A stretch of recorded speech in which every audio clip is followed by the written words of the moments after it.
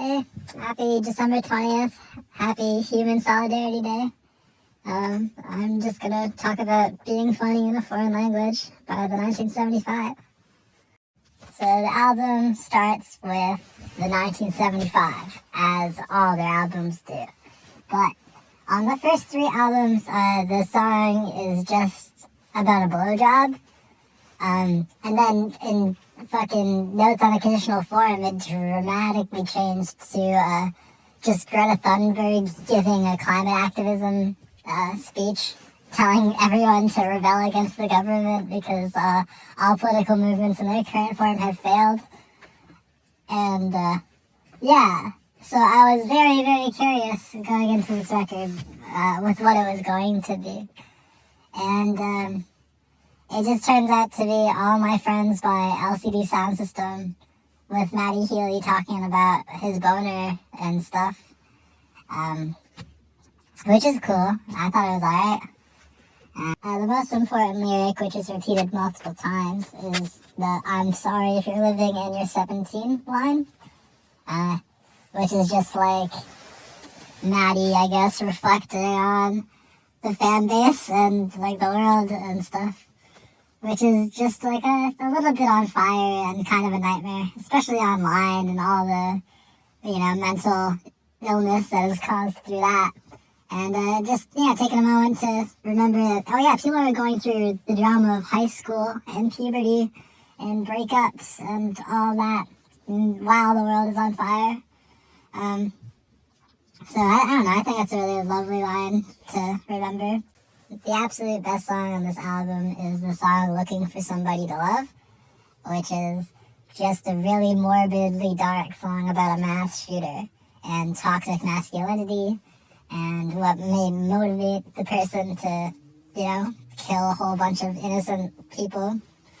And it also goes to the perspective of people that are, like, finding people that, picking up the body of someone you're getting to know and all the innocent people that just got shot down. Also harkens back to the line, "I'm sorry if you're living in your 17" with all the mass shootings that happen at schools in America, specifically. Just a really beautifully catchy song that tackles like a horrible, dark issue that's hard to talk about.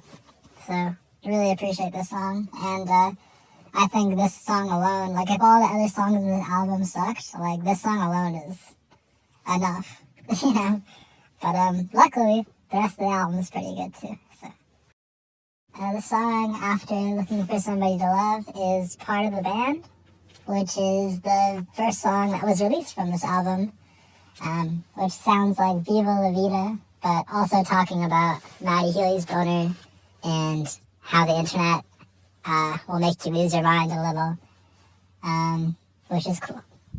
But probably the most important thing that comes out of this song is he counts how long it's been since he's done heroin, which I think is very powerful and nice to share with people that are also probably struggling with, staying clean and going through stuff. And I don't know. I know that he's probably not the best person to look up to as a role model for anything, but I think it's very important to share.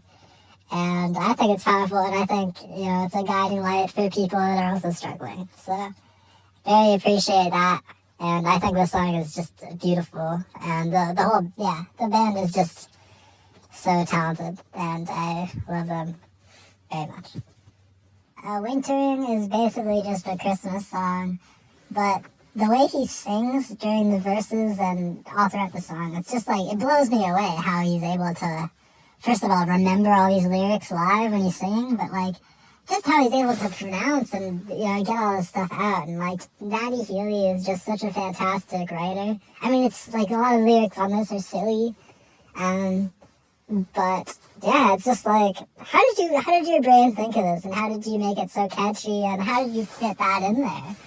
And it's just a pretty amazing song about how he's going to be home on Christmas. So recommend that. One of my least favorite songs on the album And probably one of my least favorite 1975 songs ever is the song Human 2. I just kind of hate it. And I skip it every time it comes on. So. But then to make up for Human 2, it's followed up by About You, which is a sequel to their song Robbers from their debut album. And it's probably one of the best 1975 songs. And it has a feature from Carly Holtz, who is apparently the wife of Adam, their guitarist.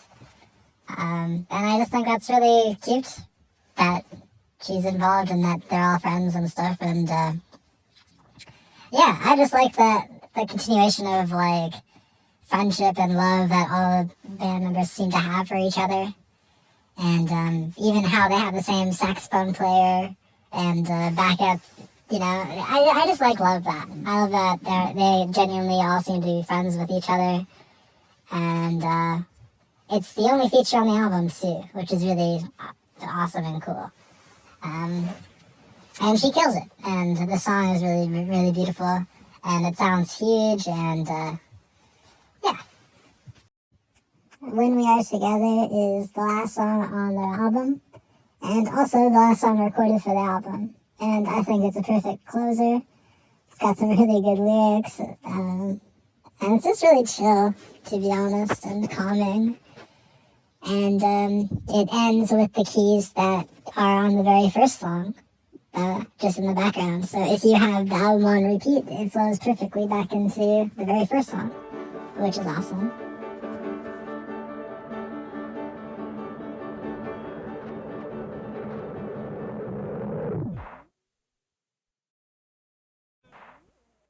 The album cover is also the first album to not have their signature box logo on it, which I think is kind of cool.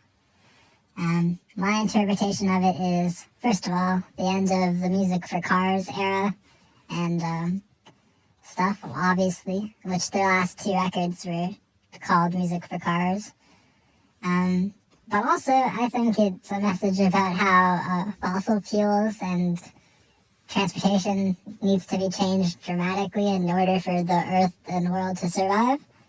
And if that's not true, whatever. But just following up the climate change message of the last album cycle, I think just thematically that makes sense. And if not, whatever, fuck me. But I think that's pretty cool if that's what they're saying with it. Yeah. So yeah, just to end things off, I love the 1975, and I think this album is pretty great. And I'm so excited to see where they go next, always. And yeah, this whole record was recorded with Jack Antonoff from Bleachers, who does Taylor Swift and Lorde and stuff, which is why I think a lot of the songs are just really optimistic love songs and stuff. And yeah, I think it sounds wonderful. I think they mesh together really well. And just, yeah, a beautiful record, beautiful little era, weird tour, where they ate like raw meat on stage and kissed a bunch of fans and kissed each other and stuff. But pretty cool.